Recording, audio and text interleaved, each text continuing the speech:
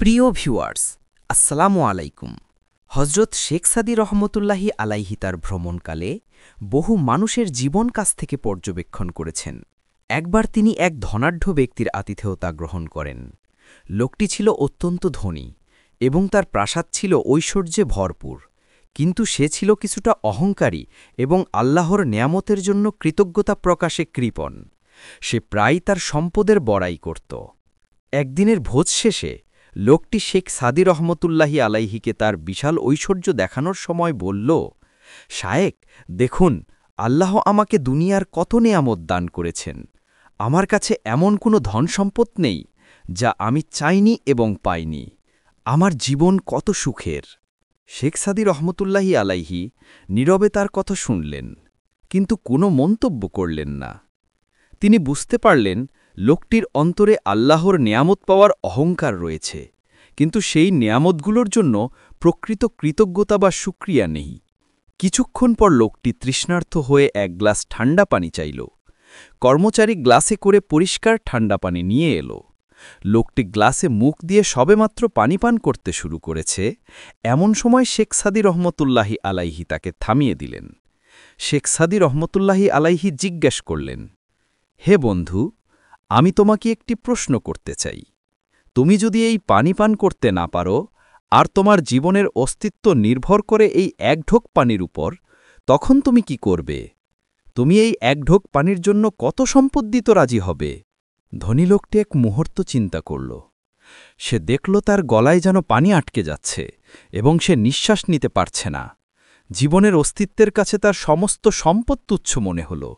সে বলল, হে শায়েক, যদি আমার জীবন রক্ষা হয়, তবে আমি আমার অর্ধেক রাজত্ব এবং সমস্ত ধন সম্পদ বিনিময়ে দিতে রাজি থাকব, যাতে এই পানি শরীর থেকে বের হয়ে যায়।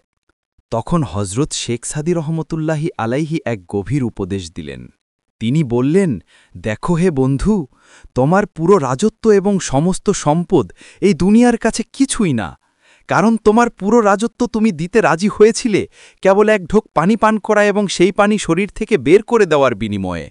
অথচ আল্লাহ তোমাকে প্রতিদিন কোটি কোটি গ্লাস পানি পান করার সুযোগ দিচ্ছেন এবং কোনো প্রকার কষ্ট না ছাড়াই শরীর থেকে তা বের করার নেয়ামত দিচ্ছেন।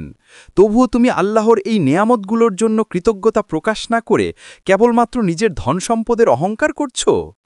ধনী লোকটি তার ভুল বুঝতে পারল। তার চোখ অশ্রুসিক্ত হল।